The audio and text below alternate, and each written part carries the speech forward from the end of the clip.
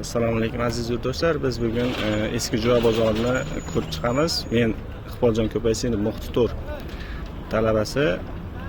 Bu videomiz raqamli tarixxonadan yakuniy nazorat uchun tayyorlandi. Biz bugun Chorsu bozorini ko'rib chiqamiz. Chorsu bozori Toshkent shahrining yuragi, asrlar davomida savdo va madaniyat markazi bo'lib kelgan tarixiy maskandir. Bu shaharning eski shahar qismida joylashgan bo'lib, qadimiy yo'llar kesishgan chorrahasida joylashgan. Chorsu so'zi fors tilida olingan bo'lib, to'rt yo'l kesishmasi degan ma'noni anglatadi. Bu bozorning tarixi 1000 yildan ortiq, ya'ni taxminan 2000 yil bo'lib, Chorsu qadimda Buyuk Ipak yo'l ustida joylashgan bo'lib, Sharq va G'arb savdogarlari aynan shu yerda uchrashgan. O'rta asrlarda bu hududda savdo rastalari, karvonsaroylar, hammomlar, masjidlar faoliyat yuritgan. Bugungi kunda Chorsu o'zining mashhur ko'p gumbazli binosi bilan mashhur. Ushbu bino 1980-yillarda milliy me'morchilik an'analari asosida qurilgan bo'lib, bozorning ramziga aylanib qolgan. Bozorda go'sht mahsulotlari, meva, sabzavot, ziravor, non va milliy taomlar, shuningdek kundalik ro'zg'or buyumlari topish mumkin.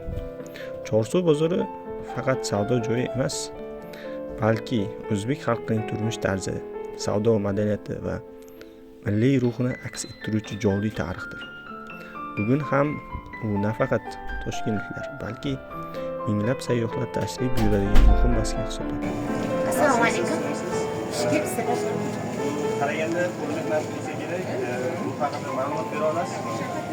Albatta, bular hamma laganlarimiz bizani hunarmandlarni ishlari bo'ladi. Bu bozorga mana 4-5 yildan beri biz hunarmandlik narsalarni sotamiz.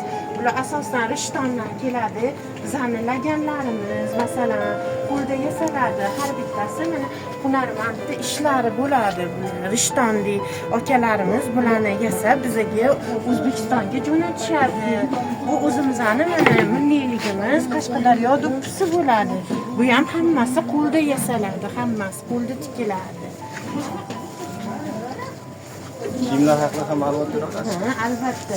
Bu materiallarimiz mana bizning Rishtondan keladi. Milliy material. Bitta Toshkentda buni biz qaytadan ishlab chiqaramiz. Buni qo'yniy qilib, milliyligimiz mana necha yillardan beri shu Toshkentda milliy narsa sotiladi.